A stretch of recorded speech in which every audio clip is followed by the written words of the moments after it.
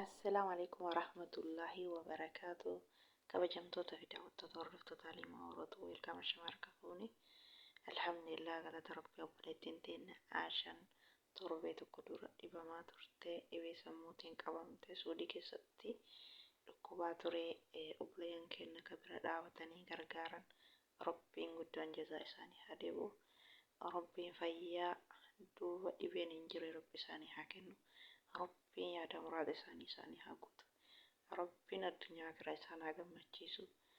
Akka Aashaa haadha ijoollee shanii akkuma nama kamiyyuu niin dalagaddaa of jijjiiree maatii kiyyatti galaa jettee manaa baate as dhuftee ji'a sadiitti dhibee sammuutiin qabamte.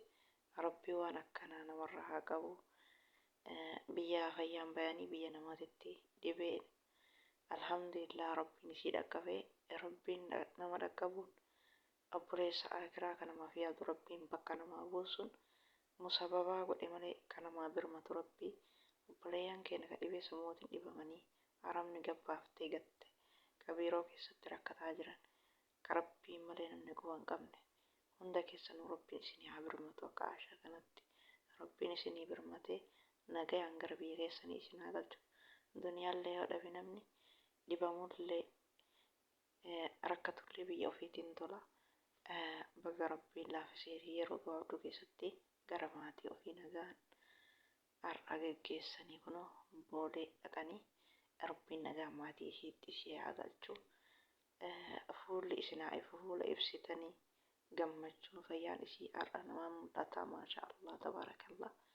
Rabbiin nagaan ishii haa galchu. Duniyaa riskii dhuma hin qabne rabbi isitti haa banu. Kan nama ala deemee dalagate caala rabbiin ishii haa badhaasu. Fayyaa isillee rabbiin bakkatti isiif haa deebisuu fi obboleeyyan keessan hundi keessanuu du'aa godhaa fi obboleeyyan keenya rakkataa jiran ka dhibeen biyya namaa jiran kun hundi isaaniitu kullii keessanuu ka rakkoon rabbiin malee namni quba isin hin qabne ka fayyaan isinitti jirtu ka rakkoon isinitti jirtu rabbiin isiniif haa birmatu. Daddaffitti nagaan rakkoo keessa isin baasee nagaan biyya keessanitti isin haa galchu. Yaa obboleeyyan kiyya dura duniyaa caalaa dursa fayyaan teenya yoo jiraatte biyya keessatti illee yoo qabeenya gahaadlee dhabne dalagannee waan nyaannu waan dhuynu waan ittiin uffannu hin dhabnu. Rabbiin nuuf haa laafisu. Duniyaa matanatu ilmaan keenyarrallee biyya namaa nu fidee sadarkaa kanallee nu gaha. Rabbiin ga'e jedhee hiyyummaa biyya teenya haa kaasu. Saba keenya rakkatee biyyaa ba'ullee rabbiin haa laaffisuu fi amrii kulli yaa rabbi biyya teenya durmaa itti bani. Yaa rabbi biyya teenya riskii itti bani. Akka namni biyya namaa deemee dhibee sammuutiin cinqamee biyya namaatitti rakkanne yaa rabbi ga'ee balbala riskii nutti bani. Saba keenya nagaan gammachuun biyya ofii keessa akka jiraatu yaa rabbi nu taasisi. Biyya namaatitti namni lafaa nama kaasu hin jiru. Abbaa rabbiin onnee isaa jiisee rahmata itti buusetu nama gargaara. Namni mucayyoo tana gargaara hanga amma dhibeen isirraa nafne waraqaa isii sirreessanii gara biyyaa galchuu isirraa nafne dhibamte jedhanii hin hifanne. Abbaa rabbiin addunyaa akiraa isin haa gammachiisu. Darajaa keessa rabbiin ol haa fuudhu. Rabbiin qananii duuba isaa dhuma hin qabne rabbi isin haa kennu. Fayyaa duuba isaa dhibeen hin jirre rabbi isin haa kennu.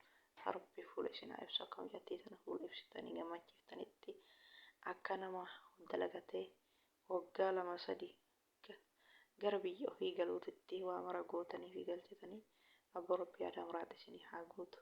Kiisii teessan riskiin haa guutu. Addunyaan teessan addunyaa barakata fuutanii hin dhumne rabbi isinii haa taasisu.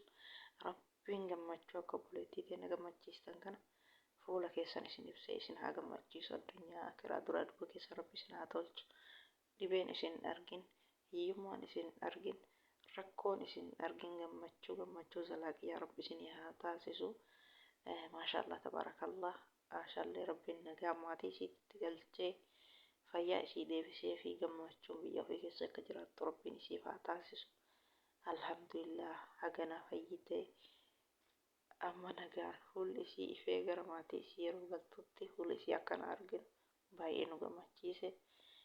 Rabbii fuula isin haa ibsu, rabbi isin haa gammachiisu. Isinillee rabbiin nagaan maatii isiitti haa galchu, rabbiin jazaa isinii haa deebisu. Ka tokko lama jettanii akka gaafa isiin dhibamte mana arabaatii gadi baate faana deemtan jazaan keessan jannatal firdawsi haa ta'u. Jazaa keessan namni rabbii malee namni quban qabu. Rabbi yaada muraate isinii haa guutu. Rabbi isin haa gammachiisu. Fuulli keessan haa ifu bakka geettan hundatti, bakka baatan hundatti. Fayyaa keessan rabbi guutuu isiniif haa kennu yoomu.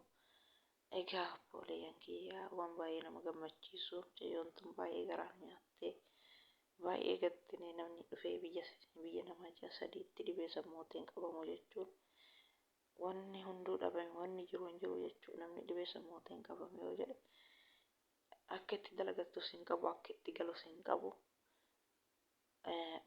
Fayyaan harka rabbiitii waan isiin nama gootu nama arge beeka.